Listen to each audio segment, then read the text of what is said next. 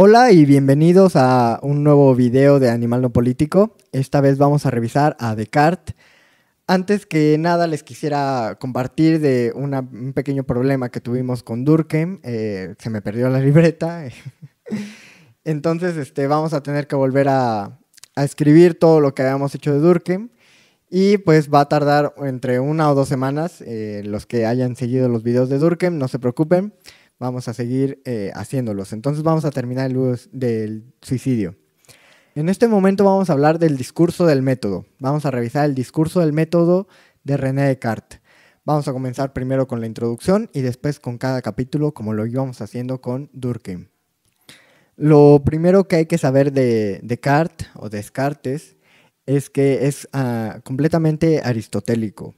Una de las características de la filosofía de Aristóteles es que es como para acaparar. La filosofía de Aristóteles sirve para usar la razón con las cosas que hay a nuestro alrededor.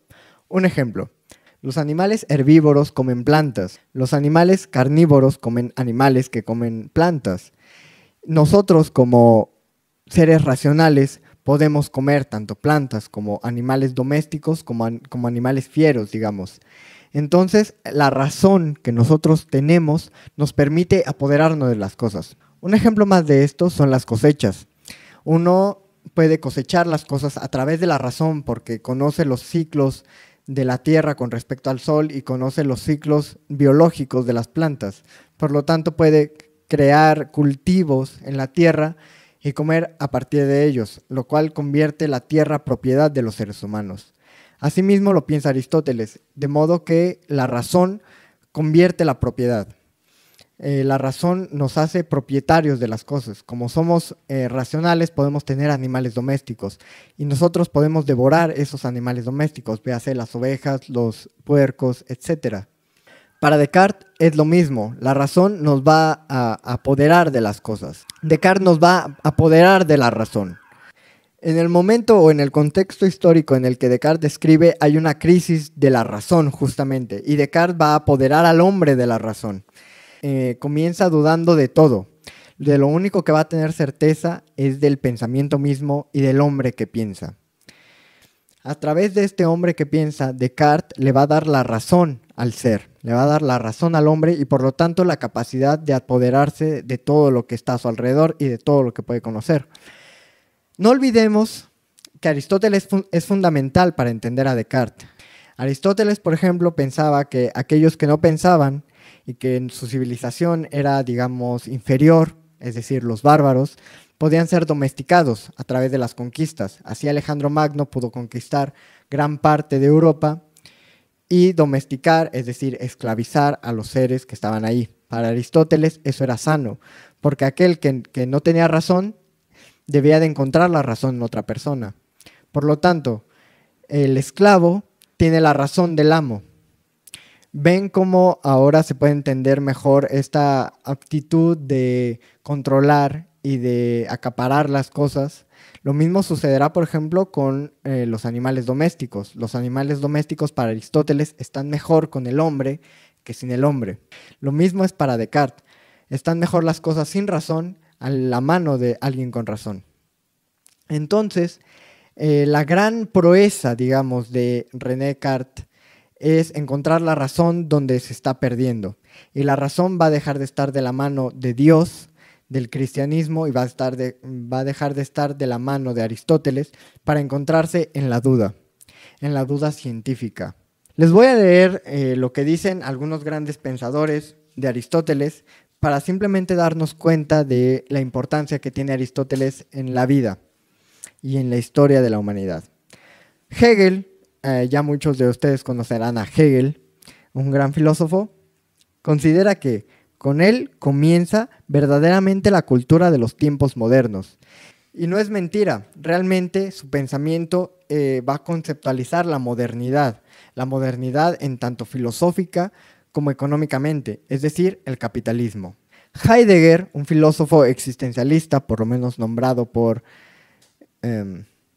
Sartre, nos va a decir que el discurso, lo esencial de una postura fundamentalmente metafísica.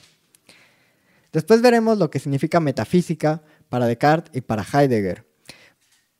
Husserl, un filósofo, digamos, interpretativista, dice que ve en él el retorno de la única salida para la crisis que amenaza con destruir Europa, como toda obra clásica, realmente abierta y por ello tercamente imprescindible. Realmente no importa que uno decida estudiar, si decide estudiar química, si decide estudiar economía, si decide estudiar ingeniería, si decide estudiar sociología, es imprescindible la metafísica aristotélica y la metafísica que después va a retomar Descartes. Son imprescindibles para esta noción de ciencia actual porque es el comienzo de la modernidad.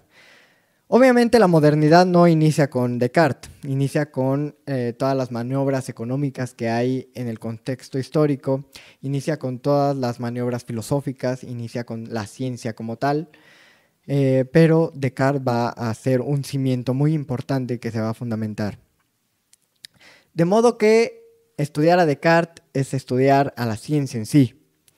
Estudiar a Descartes es para entender el contexto actual y entender el contexto en el que él estudió. Para terminar esta introducción de Descartes, hay que anunciar el contexto histórico en el que trabaja Descartes. Cuando Descartes hace su discurso del método, hay un vaivén de ideas alrededor de él. Por una parte se está discutiendo qué es lo mejor, si la monarquía o el ascenso del capitalismo. Todos los economistas me entenderán, también los sociólogos, o aquellos que estudien ciencias sociales entenderán la importancia del ascenso económico, o más bien el ascenso del capitalismo en el contexto histórico. Por otro lado, se están desbaratando las ideas aristotélicas.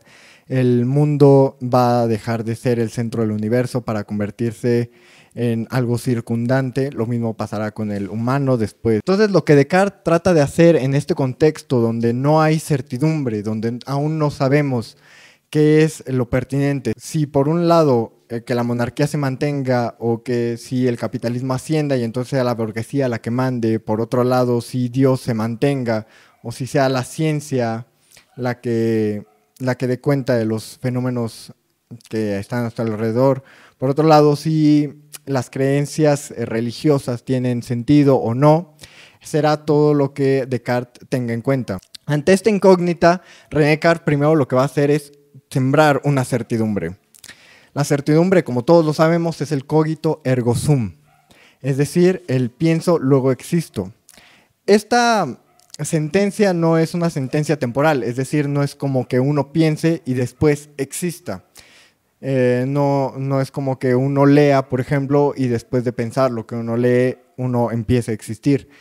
Lo que se hace es transfigurar el luego como entonces. De modo que queda, uno piensa, entonces existe, o por lo tanto existe. Uno piensa, por lo tanto uno no puede dudar de que uno piensa.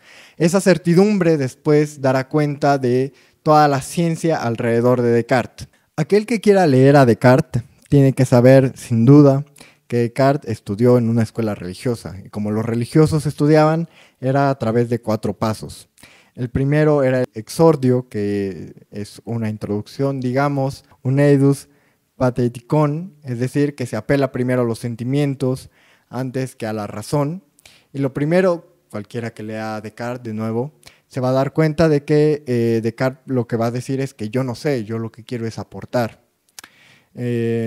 De modo que no se le pueden hacer críticas tan duras a Descartes en este sentido, y esto viene pues de su enseñanza. Lo que viene después del exordio es la proposición, que es la proposición del método. Lo que se hace va a ser defender una tesis, que es un telos de cualquier modo. Es decir, mostrar qué es lo que se pretende definir o demostrar. Eso es la proposición. Después viene la confirmación, que son todo el conjunto de argumentos y principios. Y por último es el epílogo, que es un resumen, es como un recordatorio a todo lo que nos ha dicho, etc. Entonces, el libro se compone de esa manera. Primero va a ser un exordio, después va a ser una proposición, después va a ser una confirmación y después va a ser simplemente un epílogo o un resumen. Descartes, por ejemplo, va a decir que hay un camino para la razón, o hay un camino para la certidumbre o para el conocimiento, pero que él no lo sabe, que nosotros lo tenemos que recorrer. Él lo que nos va a decir es más o menos el camino que tenemos que recorrer. Digamos, él pone un ejemplo, una imagen. Es un hombre que le tiene que dar toda una vuelta a una montaña para llegar a un pueblo, digamos. Él dice que las personas podrían bien pasar por encima de la montaña y quizá de esa manera podría ser más sencillo el paso, pero porque es tan rocosa la montaña y tal, pues no es viable ir por ahí. Sin embargo, aquel que se atreva a ir por ahí, pues fincará un primer camino, y el segundo que vaya, pues fincará el mismo camino que el primero fincó, pero de una manera más consolidada, y así con el tercero, el cuarto, y al final terminará habiendo un camino por encima de la montaña en vez de darle toda la vuelta. De modo que haya una forma más rápida, más precisa y más concreta de llegar a la verdad, sin tener que darle tanta vuelta. Él lo que está diciendo, pues, es que él es el primero que está dando ese pequeño primer paso, y que ya constará en nosotros dar los siguientes. Por eso, pues, es que habla del eidos pathetikon, que habla de los sentimientos. Lo que dice es, bueno, yo no lo sé todo. Yo lo que hago es irme por otro camino diferente de los que los demás están siguiendo para llegar a una razón más fácil. Ustedes tendrán que ir por ese camino después para confirmarlo, digamos. Ese justamente, si lo piensan bien, es el método científico. El método, pues, es una serie de pasos que el que lo inventó o el que lo haya hecho, pues no da cuenta de todo lo demás. Nosotros lo que hacemos es guiarnos de él para que el camino sea más fácil para llegar a la verdad, que es, pues, ver las cosas y después comprobarlas. De este modo termina la introducción a René Descartes. Después veremos todo su contexto histórico para, pues, dar cuenta más viablemente, más concretamente de lo que él vivió y de lo que nos trata de dar cuenta.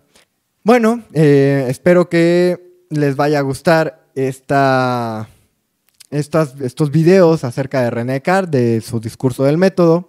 Espero que les sirva para entender la ciencia, tanto en ciencias sociales como en ciencias naturales. Después veremos con Aristóteles que la naturaleza se fundamenta más que en la biologicidad, sino más bien en una estructura semántica de la palabra.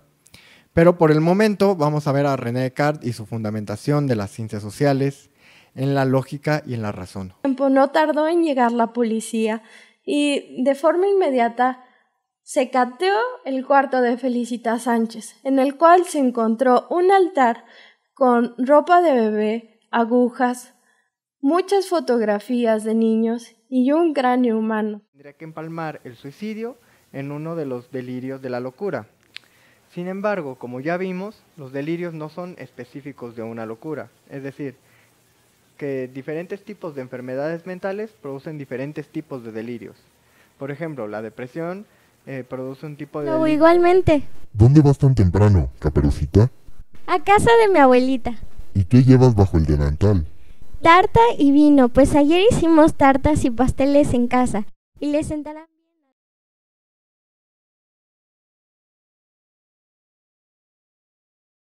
Bueno, pues empezamos con la agenda, con nuestra nueva sección. Y bueno, para empezar, bueno, nada más tenemos puros eventos musicales. No hay nada de cultura, no hay nada de cinematográfico ni nada de eso. Esperemos tengamos pronto. Pero bueno, tenemos a Julieta Venegas el 14 y 15 de noviembre en el Teatro de la Ciudad. Tenemos los 10 años de Hello Seahorse en el Plaza Condesa. Esto es el 15 de noviembre. Tenemos a René Moa el 13 de noviembre en el Imperial. Y tenemos a Porter en el Caradura el 15 de noviembre. Y bueno, como les comentaba, esto es pues es la agenda de esta semana. Nada más son 4 eventos. Yo creo que pues son muy buenos. Espero que pues le caigan acá. Nosotros creo que en lo particular no vamos a ir a ninguno. Pero bueno, si llegamos a ir, pues por ahí nos vemos. Y esperemos tener algún festival, no sé, de cine, algunas películas, algún evento cultural, pues para que le caigan y pues ya le cortamos.